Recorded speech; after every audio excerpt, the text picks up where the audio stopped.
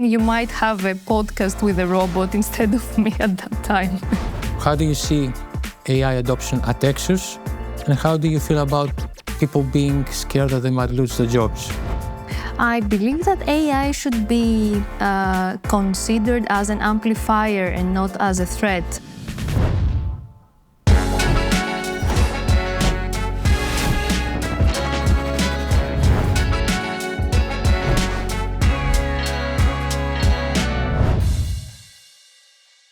AI, Chrysa. It brings so much excitement. It has brought so much excitement at EXUS.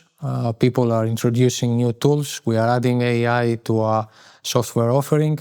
People are using in several business lines. But there's a big discussion also, and we cannot neglect that, about whether AI is after our jobs. We are a high-tech company, and people could be worried. So, how do you see AI adoption at EXUS? And how do you feel about people being scared that they might lose their jobs? I believe that AI should be considered as an amplifier and not as a threat. No one can guarantee in the future that your daily tasks at your work or your daily life will remain the same. So what I see people need to do is to remain proactive, to develop and also adapt to the new reality. That's my perception. I can guarantee that happens at EXUS in my one-on-ones. Most of the things I get from people is their willingness to introduce new tools, ideas coming on how they could be using AI in their everyday work. And of course, having a policy on how to do that and introduce it company-wide is appropriate, and I know we're doing that. And we're probably going to be touching that in one of our next episodes with our Chief AI Officer. But there's still some concern about people on how their life is going to change. I can understand that. Even in our People and Development Department, our HR, we see that AI is used in many things that we run, for example, tools or processes, and we also want to bring this into the company. I think that by using AI, you, in a way, simplify your operations and you increase your productivity. That's why sometimes I see it as something useful. That's why I mentioned the word amplifier. But you need to remain proactive, you need to adapt, you need to understand how the tools are used.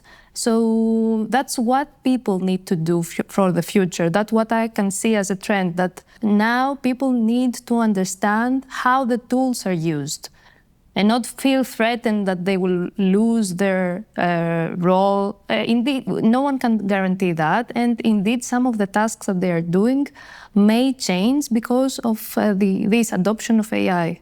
Yes, I think we can actually see AI as another superpower that superheroes can get, so they can help our customers achieve their results. And that makes perfect sense. And then you might have a podcast with a robot instead of me at that time. I have my techniques to check that, and I have a lot of them, I guarantee you.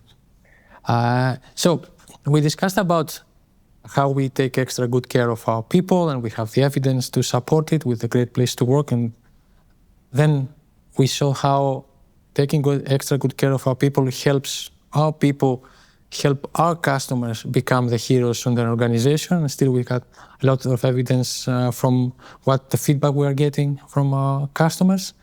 And we have also witnessed how this actually helps our business grow through expanding their business with us or through word of mouth. Our customers are returning to us all this service we are giving to them. And that has contributed to EXUS growing so much in the last years. That creates a lot of, let's say, ability to EXUS, big ability to EXUS to reinvest. How does that work? Where does all this profit, let's say, that is generated, all this resource that is generated, how is it invested? What I can see happening in the company, and you can confirm that, is that we reinvest to our environment and to our people. In a way, we are, as we mentioned before, a people-centric company. And at the end of the day, with all these initiatives, with the learning part, with events, the company meetup, and everything that we do for our people, that we take care of our people, it's again a reinvestment to our environment. I think we can safely say that based on the fact that EXUS is quite unique in a sense that there is no VC or there are no shareholders expecting their dividend from this growth. All, and when I say all, I explicitly mean 100% of the company profit is reinvested in the company, in developing our products and developing our people, in doing more training to our people, recruiting more people, giving our annual pay raises, supporting the development of new features of our software. So we continue on this actual virtuous cycle that keeps the company growing. Thank you, Chrysa. Thank you very much, Chris. Thank you for having me. Thank you for joining us. We have more interesting conversations coming your way.